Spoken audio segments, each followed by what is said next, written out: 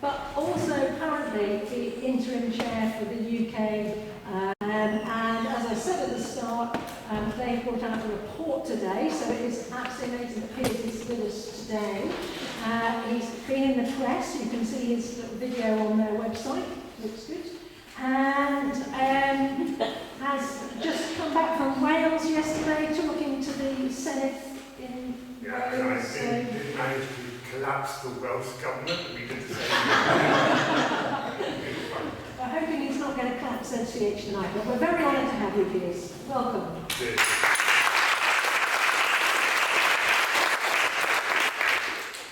Okay, it's fantastic to be here, and thanks for the introduction. But the first thing I want to say, I enjoyed your AGM amazingly, and I was impressed by all your work over the last months. So I think you should give yourselves essentially a big round of applause before we start. Cheers for your work, because we aren't going to solve this climate problem without you and your work. So thank you all very much. Okay, so I was asked to talk about this report we published today, and I was asked to try and make it interesting for all of you in some way. And I don't know if I'm going to do that, but I haven't had much time to think about it, but I will give it my best shot and we'll see how we go. Okay, so what our committee does is we do give independent advice to the UK government about what it should do about climate change, and we were set up in 2008 as a committee, and we've been publishing the annual reports on how well we're doing against our climate targets, and it's also us that recommends those targets, so it's a little bit incestuous, but that's the way it works, and we're quite a kind of powerful committee, because unlike a lot of independent advice that gets into the government do have to kind of respond to what we just say as a committee. That's the way the Climate Change Act was set up, and it works surprisingly well, because we've had 14 years of Conservative government since that time, and we haven't done too badly as a country.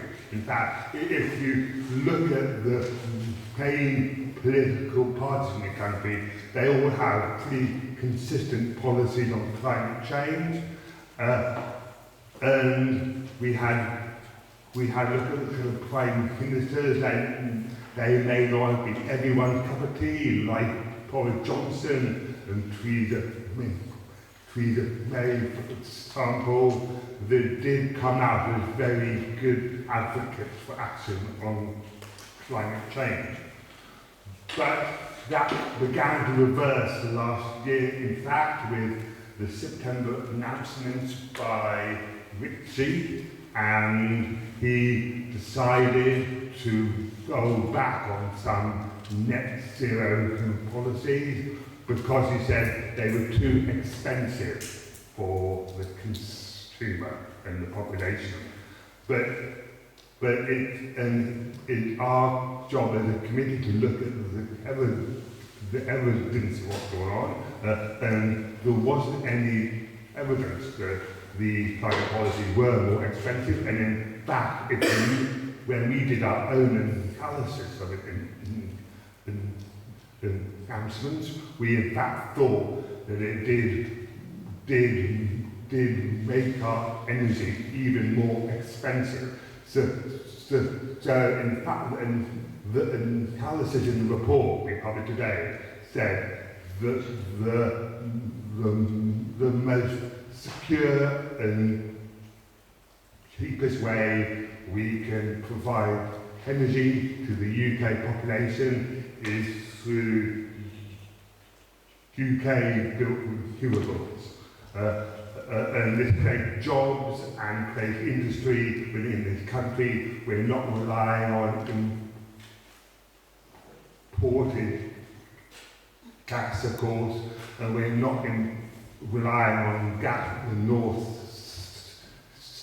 Sea production, which does set the price of the gas whatever it costs internationally. We don't get it any cheaper in this country if we get it from the North Sea or if we get it from Azerbaijan. Cool, okay, I've got some slides. Let's go on and see how well we do. Yeah, okay, so we look at the last 12 months and very strange things have been happening to the Earth's surface temperature change. This slide may be difficult to work out what's going on, but I'm a technical scientist, so I'm going to show you lots of technical slides, so you have to put up with it. But if you look at the lines at the top, these show what the monthly temperature change has been over the last 12 months, and you can see that they've been going above this 1.5 degrees, warming what they were before pre-industrial times, and this is average over the whole Earth. And these are much higher temperatures than we have ever experienced. We're just beginning perhaps to see them slightly come down again, and we think of course first of the change, our estimate is about 1.3 degrees of this increase does come from human activity and the burning of fossil fuels, but then we have an extra temperature rise on top of that that comes from the natural phenomena such as the El Niño. So that is where we are, and of course with these very high temperatures we have extremes everywhere. This winter in this country has been terrible, and we want to stop now for summer please, but yeah, and then they had a bad flood just last week in Toronto, which they think they had protected from the effect of climate change, but they underestimated it, and they're having still very bad this is there. So could you go on? So this is what we have to combat with, of course. So then what have we been doing about it as a country? So this shows what we have done with our emissions in this country since 1990. And we have seen we've reduced our emissions by over 50%, and that is better than any other developed country in fact. And that is quite surprising because we think we're a bit of a failure compared to Denmark or somewhere where everything is clean and nice and beautiful. But we have done surprisingly well. And in fact, and did we get on some slides? Yeah, so forget that. These are the different targets we set as the Climate Change Committee, and you can see that to date in fact we have overperformed where we think we'll be, and we have met the first 3 carbon budgets. Could you get on? But then if you look at that little red sign, that sign is our international commitment. We're where we'll be in 2030 as a country. This was set by Boris, set this target, and it's a very ambitious target, and he did it on our recommendation, because this is the first target that's coming up that is in line with hitting that net zero 2050 target. So basically, this shows where we've got to, and this shows where we have to get to by 2030. Could we go on? Yeah, and we have to go on a pretty rapid trajectory that continues. Yeah, can we go on that one? Yeah, so we have met the first 3 carbon budgets, but we set that pretty much. This does indicate, you can't read the words, I can't read the words, but it indicates where that emission reduction comes from. And now emission reduction has pretty much come from our energy production.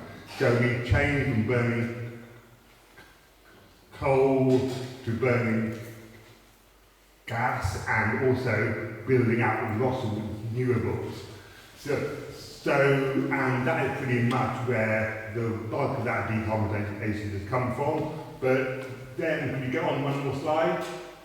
But if you have a look at where it comes from in the next 3 carbon budgets, it does come from the entire economy.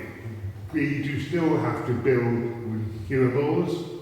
We have to do that, that's the legal that underpins everything else, but we have to change when we drive our cars, make them electrified, and we have to, of course, as John was talking about, we have to heat our homes differently.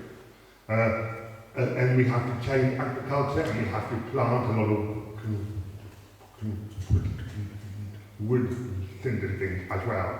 So these are changes that, and they're far more difficult to be done by a government in Westminster. They have to be done by us as communities. Can you get on, please? Okay, so what we do as a committee, we have the indicators to check that we're on track with our targets. So this graph, just don't look at the lines there, I can't see them, look at the colours. So if they're green colour, they're on track with that 2030 target. If they're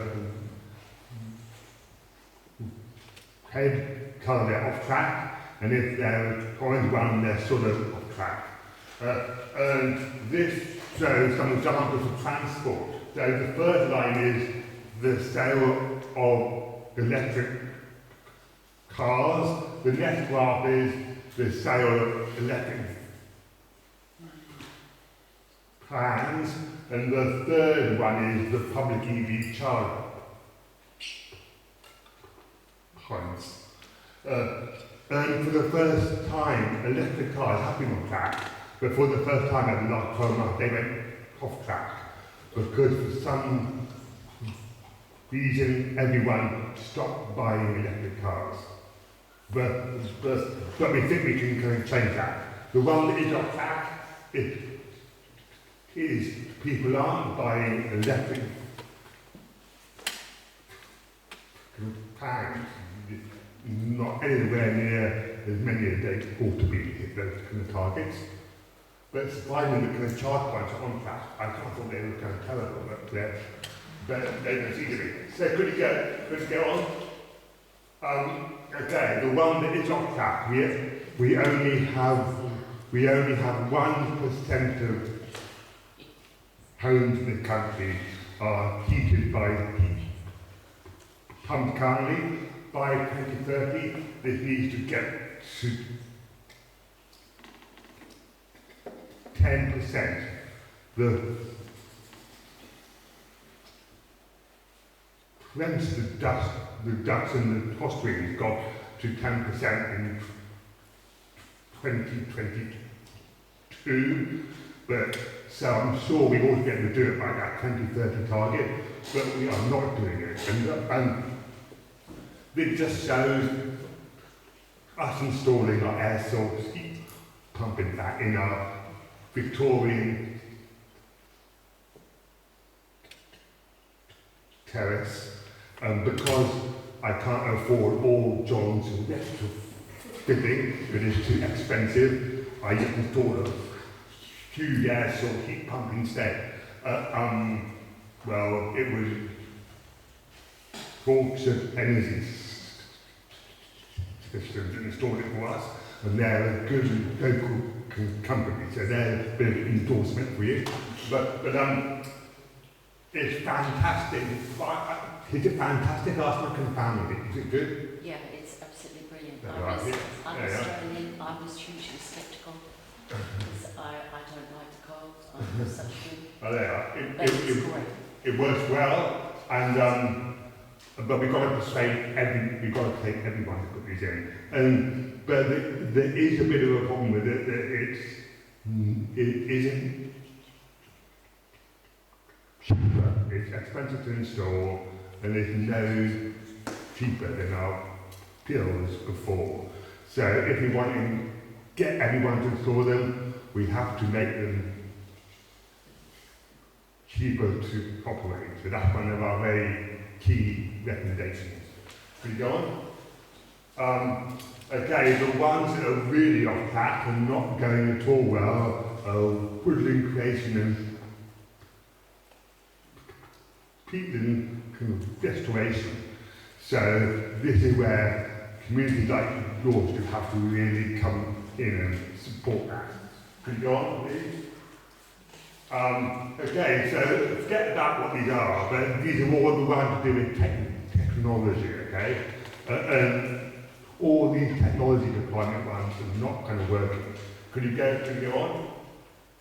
But this shows the indicators more to do with behaviour change. So, please get on to one more. Yeah, this just shows one example, okay? Since the pandemic, the number of car kilometres, that hasn't gone back to where it was.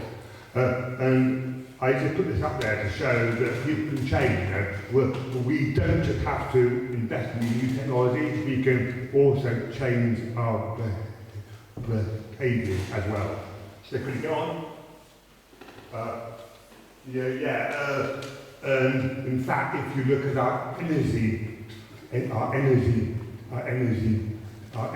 demand dropped last year as well, that's because it became more expensive.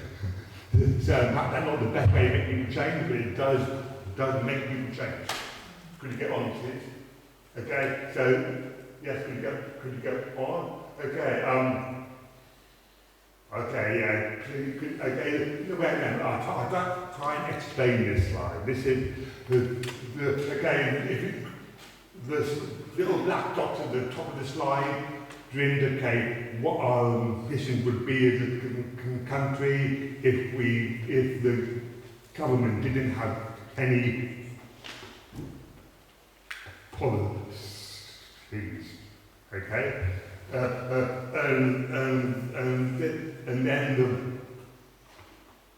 blue and black lines at the bottom of the diagram to indicate what we have to get to hit our 2030 target and our 2035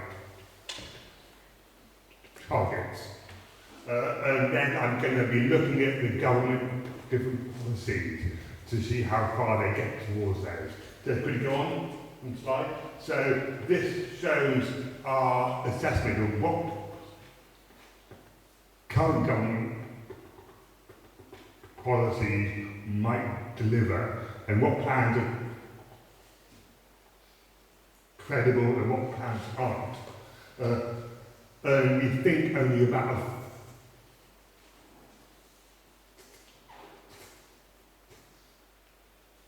third of government policies are actually really credible in terms of their ability to deliver emission reduction. There are some where they're not planned, like putting inflation, they're not really putting in any significant change in policy to be able to deliver that. Could you go on? Yeah, okay. So what we tried to do, in fact, then, we wanted to try and give the incoming government a very clear short list of recommendations of things it could do immediately to get back on track, that 2030 target. That 2030 target is not a long way away in that 7-year time frame. So it has to get on with things.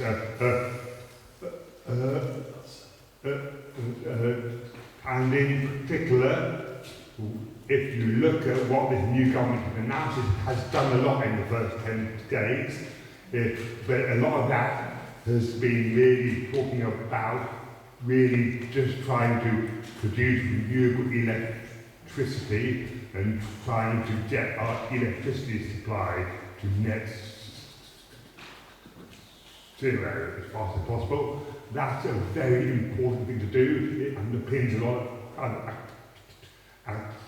activities, but in the recommendations, they try and tell the government it has to go much wider than just electricity decarbonisation. It has to look at heat pumps and buildings, and particularly the third recommendations.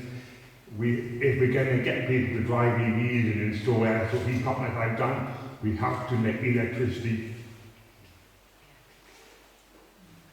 cheaper than gas. If it isn't cheaper than gas, people won't change. So, and we have the most expensive electricity in any European country. So it is not necessary. Then you have to reverse Ditsy Sunak and control that, which is quite straightforward. And then this is the one where all you guys come in as well. We have to change the planning. In his first announcement, Ed Miliband and Rachel Buchanan did already reverse it for onshore wind turbines. So we have to, so community would have to be prepared to have more wind turbines, but then we want to see the same heat pump, for example. You can't install a heat pump within 1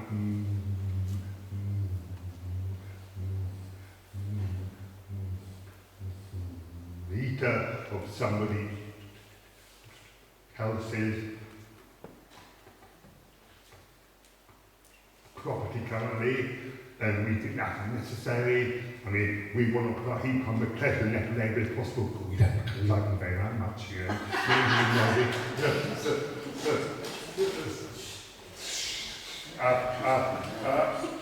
Please don't ever come to report out of this shot. What was I going to say? And the one that I want to see do it, I want the government to walk the walk and talk the talk, and we have all our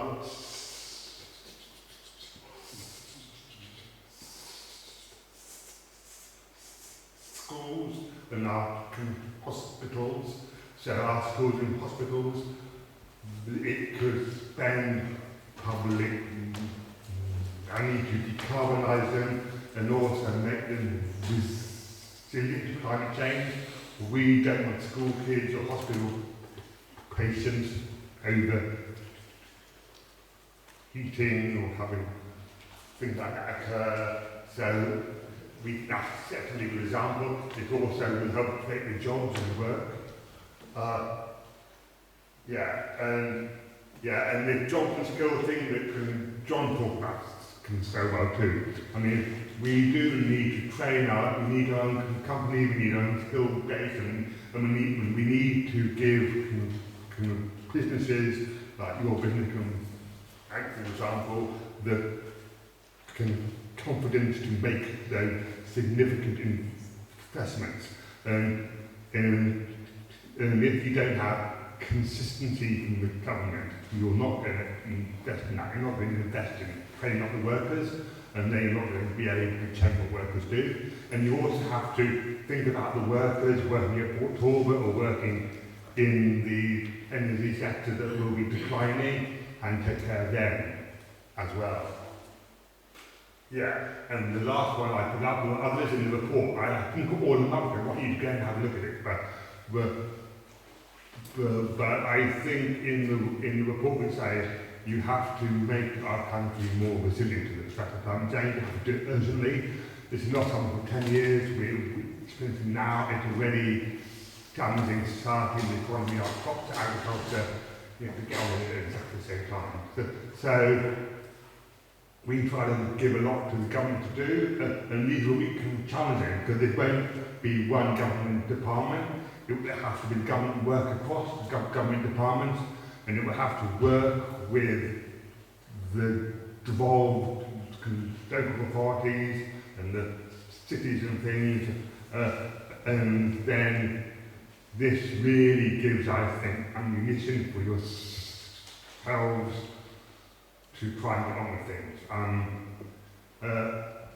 And what I would say that if you do look at these things,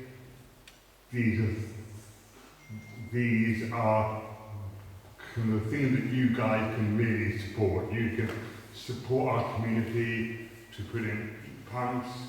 You can look like you are doing. So you can go on my slide now. I'm going to go back and on. Don't worry about all this stuff. I want to just show you my particular work. I don't care about it. Go on again. Yeah. Okay. So I try to look at the zero carbon hydrogen website. I haven't paid my dues, so I'm not a member. I'm going to pay my dues.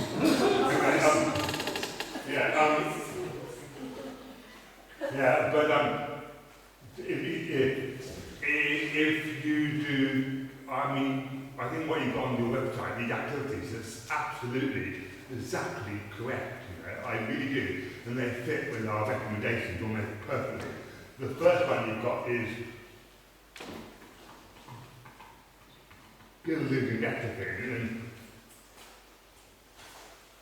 5 or 6 of our 10 recommendations are all about decarbonising heat in buildings. So that is really the top of our agenda as well, and that's the one we're struggling with most as a country. And then it's energy, or that underpins everything. And I think, as we saw from my statistic, we've seen a reduction in energy demand. And if we retrofit homes, and if we can reduce our overall demand, that is something that we can support our community to do. And then this advocacy piece. And we have to talk about what we do, and I don't think we do enough. We have to tell our neighbours about installing our air source heat pumps, and we have to get out there. And I think, I don't know, it'd be good to find out the very best way that can make that work, and to get you 50 and you can multiply it to 500 would be great. Okay. And then this planning group, okay? I think people think that if the party planners don't want stuff, okay, to be built.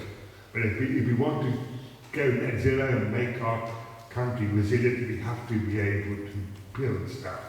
And build stuff in the right way, but we have to get on with it. And so, and it's us as a community that probably the best place to decide that. But we have to decide it with the agenda and get things done. So it'd be good to talk about the best way of making that work. And then, go and plant all the trees you can.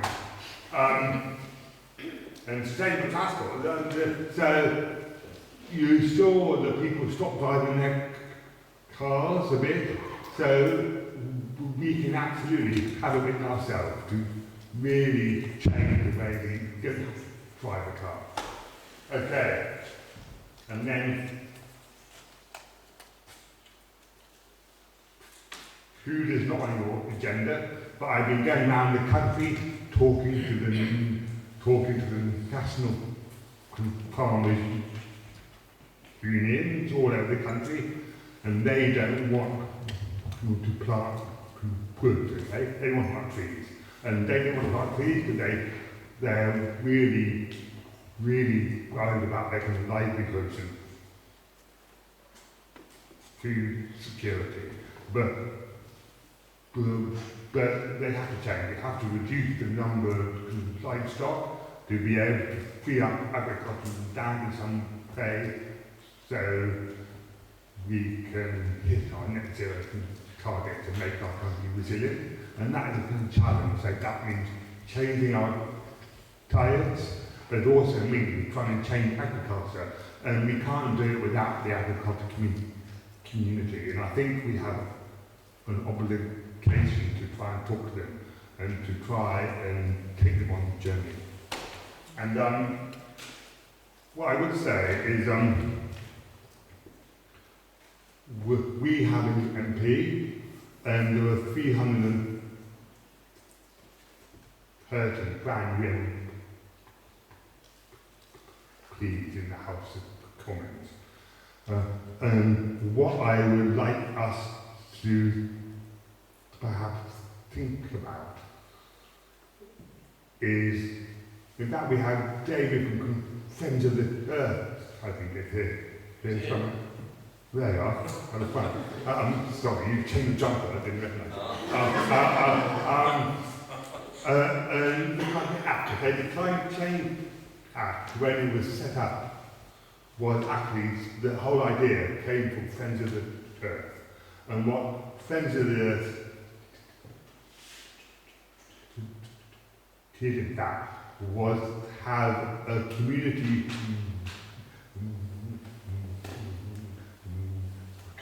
meeting like this one we're having today in every constituency up and down the country. They were much bigger, more successful than Chad again. They've kind of gone down a bit now, David. Anyway, but they had a chapter in every single constituency, and they did hold a consistency meeting, and they got the MP to it, and they said to the MP, look, we have this great idea for climate change act to get us on the right target, and that ended up probably being the most successful act this country has for ages, and it's almost the kind of envy of every other country in the whole world. And it got good cross-party support from everyone because they had these meetings in every single constituency, and they got all these MPs from every different party to sign up to it. And I think we could do something similar to that with this. I think we could identify infrastructure projects or identify community projects. One big thing that the MP could champion. So I don't know Tom Gordon, but I'm sure Jemima does. Probably the most connected woman in town. I don't know. And it almost perhaps could have been you, Paul. It could have been you. I know. but it would be good if we could support him to identify one thing he could really champion for the community. He could really get behind the push to really demonstrate this. So, but I think with all of you support, and if you have kids, until I get kicked out of my job like Ed Hilleban, I'm in 4-bit, I will be incredibly well connected, okay? So this is your chance to tell me, you know, what to take to Keir Starmer when I next see him, you know. Yeah, so it'd be really good. I stopped talking, I was way too long, but let's have a quick conversation about what we could do, and I want it to be a two-way conversation. Okay.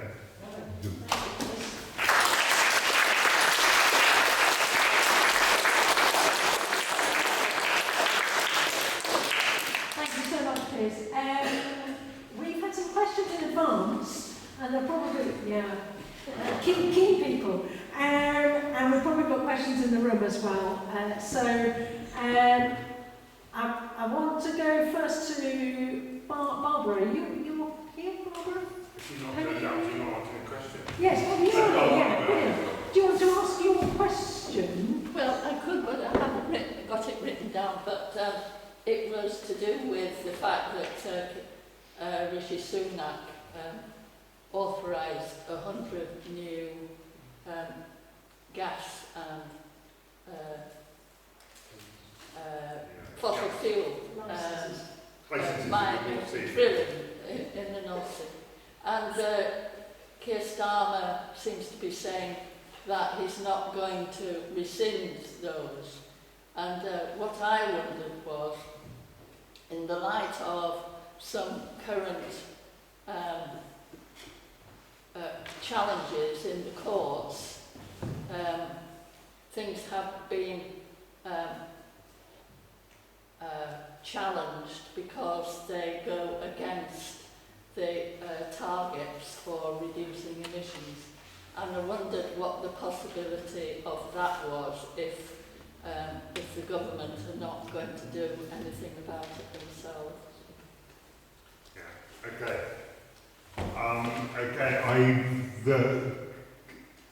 I can't speak for the government. The government hasn't actually decided exactly what to do. I don't think they might have, but they said in their manifesto that they would not issue brand new ones. So, but I still don't know exactly what they will do. But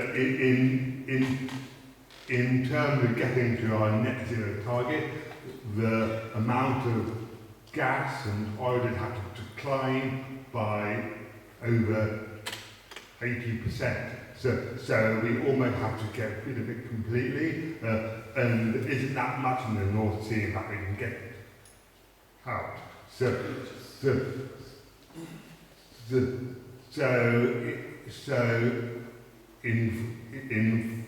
in fact, our pathways, it doesn't make a great deal of difference because there won't be that gas. But what they said and what Ed Miliband said, he in fact talked about our report in Parliament this morning, and he did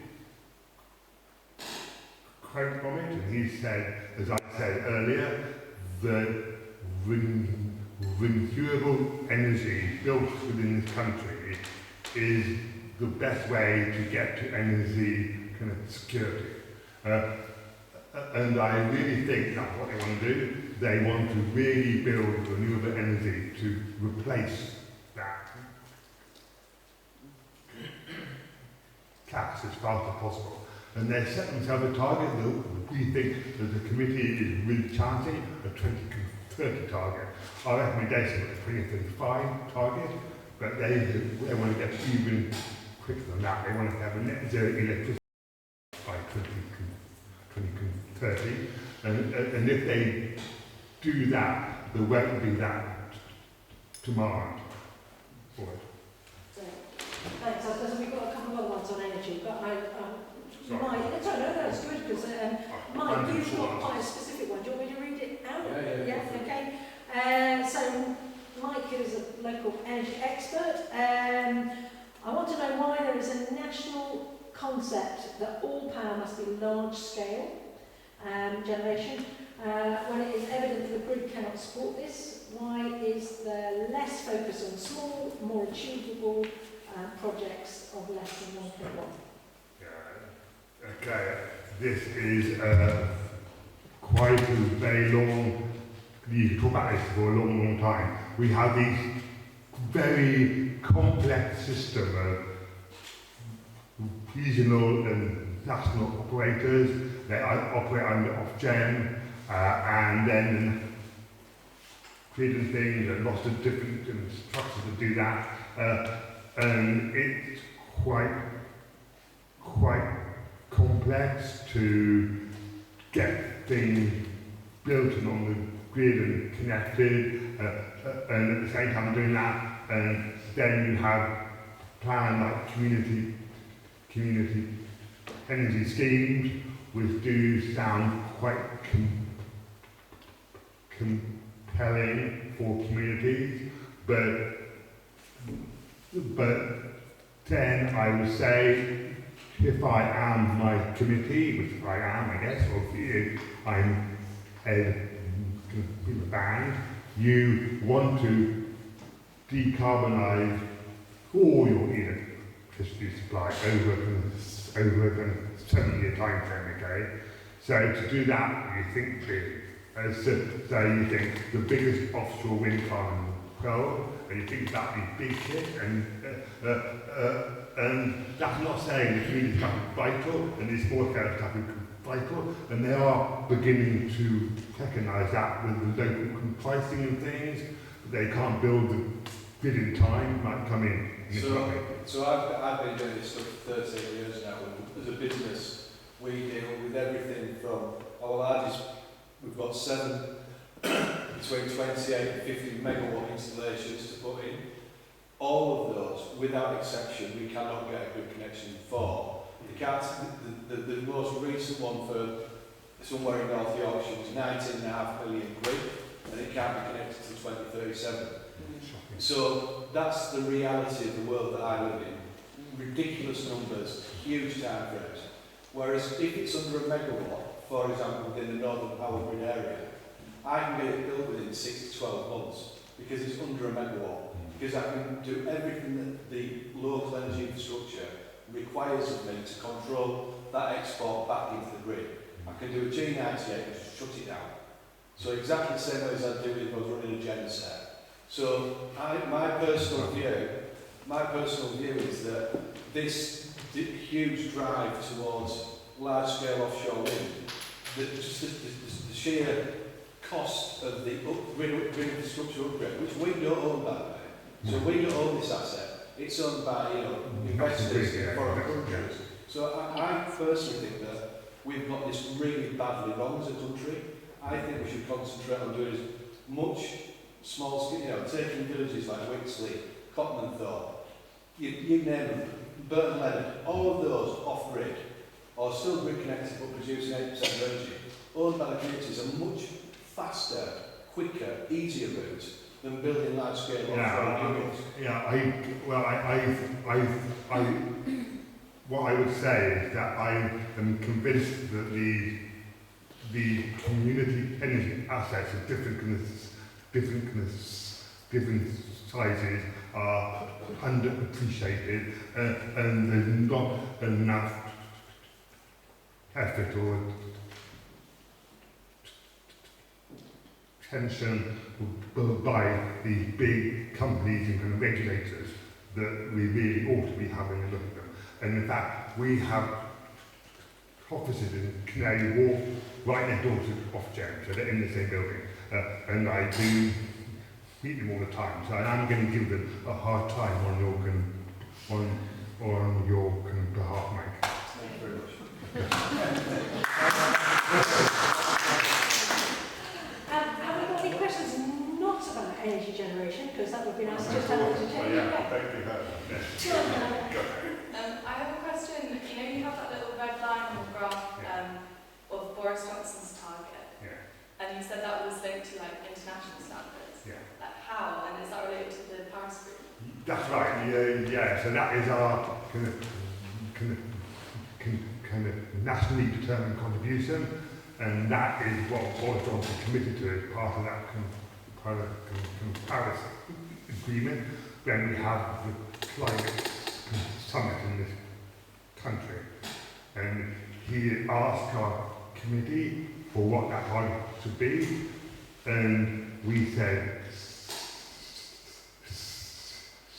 68%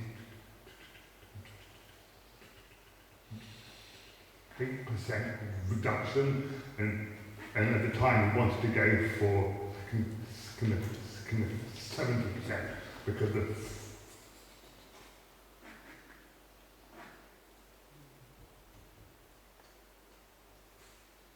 French were thinking about kind of 68% or something. He wanted to go 2% more.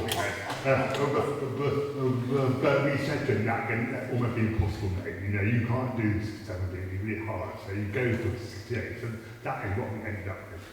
But it still would still be very, very challenging to hear. Where should we go?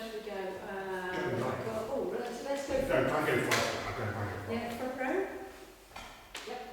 So, looking at the plans for net zero, you've got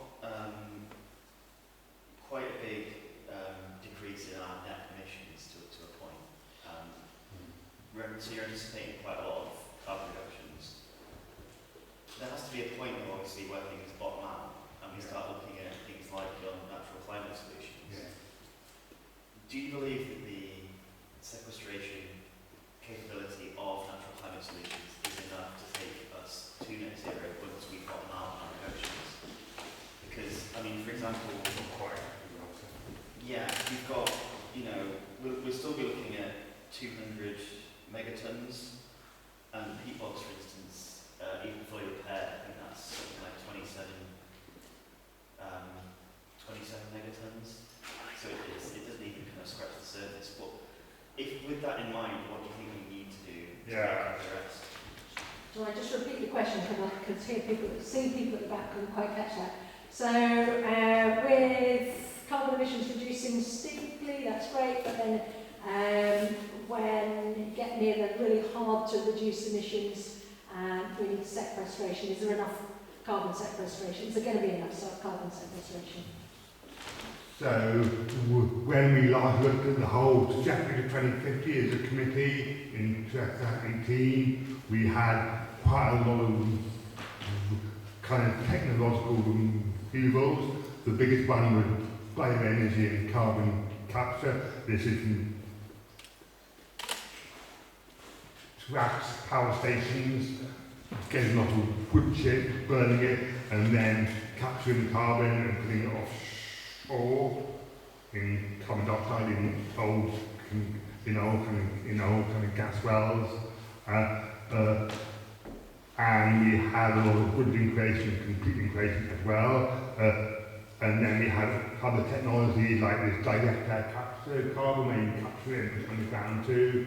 And we're having to look at that again, and we're publishing a report in early 2025. We'll look at it once more. But in fact, we're going to kind of reduce our dependence on those technologies in our upcoming assessment, because there's more industry that we think we can properly decarbonise. If you look at Port Talbot, they're now going to make steel with electric arc. So there's more and more big industry you can power by electricity. You don't need to burn natural gas. The only two we're stuck with will be agriculture, but we think we can offset most of agriculture by heating and equivalent creation of agriculture, and then we'll be stuck with aviation. Yeah. Okay, and that is where we're looking for a solution that will probably have to involve some technological kind of solution like carbon capture. Thank you. Right, so we've got Clive next, and then we've got if we can. Thanks for your presentation, Piers. Really enjoyed it. Just building on those thoughts about woodland and sequestration, what are your thoughts on the forecast that precision fermentation and clean meat technologies will release land the equivalent of 3 continents within about a decade and make it available to forestry and other habitat? How much will that contribute? Yeah, well, that's really interesting. So, if people don't know about this, what the idea is, rather than grow protein from your animals, you grow protein in big fermentation ducts in some way, just like taking beer, just making beer for everyone every day. So it's pretty good, really. I'm up for that. Yeah, great, Mike. I'll be there with you. But okay, and I'm up for giving it a try, absolutely. But the issue is you need so much energy to do it. Okay, you need tons of free energy that is zero carbon. And we are struggling, as you said, microgrid to get that renewable energy out there. So perhaps when we have nuclear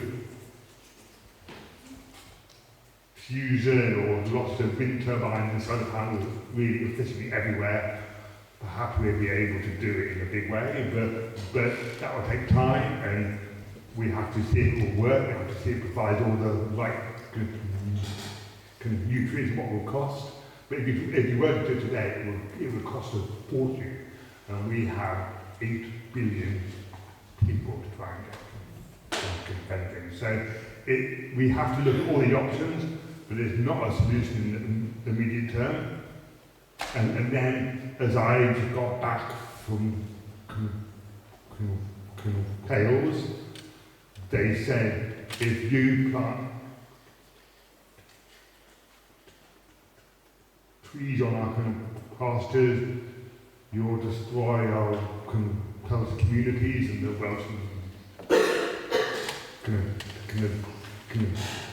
language. So you really have to think of, if you are going to make these big changes, can we really make them in the country, and do we really want to?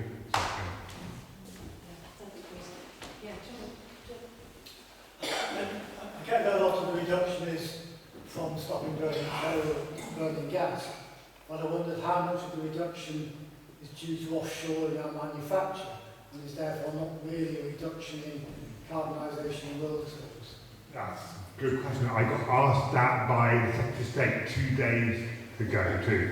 So if you look at our overall consumption of emissions, which includes that kind of supply chain or what we consume or actually buy, then our emissions have gone down, but not as much, only about 24%.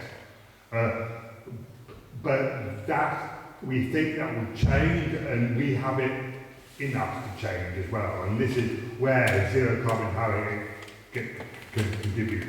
If you look, most of that consumption comes from EU countries.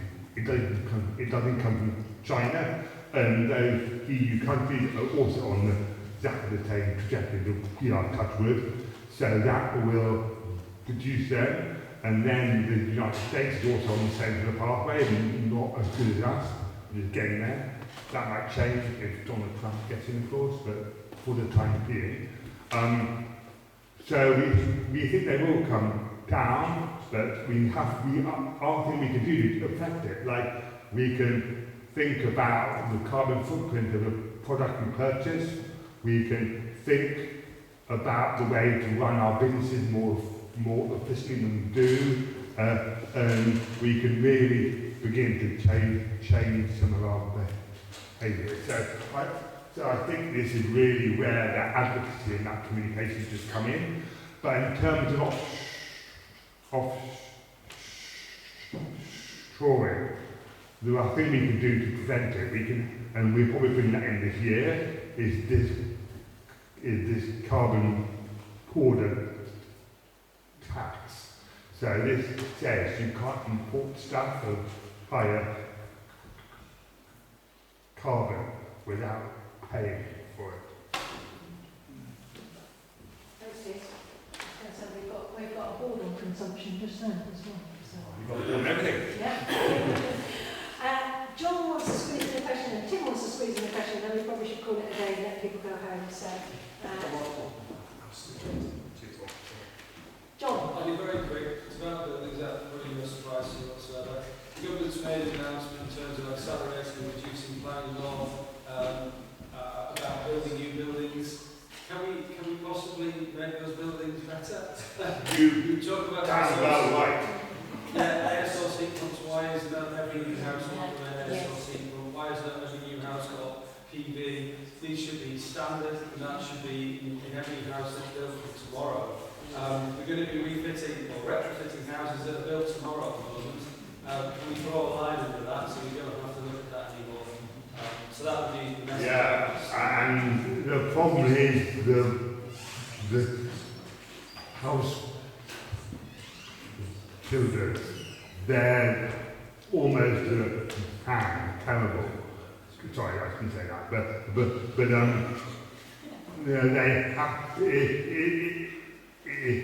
it only costs an extra like 10% on the cost of the build a very good quality zero carbon property that will be well insulated and will have an air source heat pump. But to retrofit that is so much more expensive. So absolutely right, John. We should make sure these homes are built to a proper, very strong zero carbon standard. Plus, we do get we train up the building inspectors to, they are not properly inspecting buildings currently. We need to train them up. We need to make sure they understand when they have a look at these new houses that they're built right. So there's a big job to do there, and I am pretty sure, I know people involved are determined to get it right now, because our bills are £16 billion more expensive than they should be, because David Cameron went back on the zero green home kind of regulation. That means that's a lot of money that will be driving up equal credit today, if you had it right. Tim. Thank you for your excellent analysis. It very much appeals to me as a self-professed data nerd. But we always slice these things up into different causes and different, emissions, and we slice ourselves up as an organisation into all these things. I just wonder if we're not missing a trick in putting all of these together and getting integrated solutions. And I read recently how, for instance, in the next 5 or 10 years we'll have these massive electricity stores going around on 4 wheels that we ought to be using to smooth out electricity demand through the day. And yet we don't seem very good at putting together these sort of integrated solutions. And I'm sure there are lots of others as well. But I just wonder if you'd like to comment on that. I would 100% agree with you, Tim. Fantastic. It's a good way to head too, because they're bad at doing it questions because the Westminster of government departments, and then the industry is up differently. But the best way to do it would be a nice, wealthy town like the one we're in, okay? So this systems approach to urban kind of design and systems for demand could be done here as an example, and we could sell that example. And we could collect the data would be good, and then people like me can get over that. But I think these integrated solutions are fantastic if we get it right, and we can do it here, why not? So go on, do it here. Piers, thank you very much. You've been very generous with your time.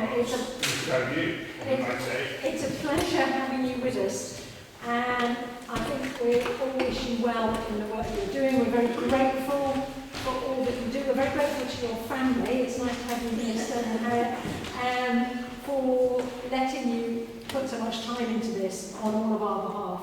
And yeah, we wish you well working with the new government and at the Priestley Centre as well. Well, I wish well, and I'm going to get on the website and pay my tax.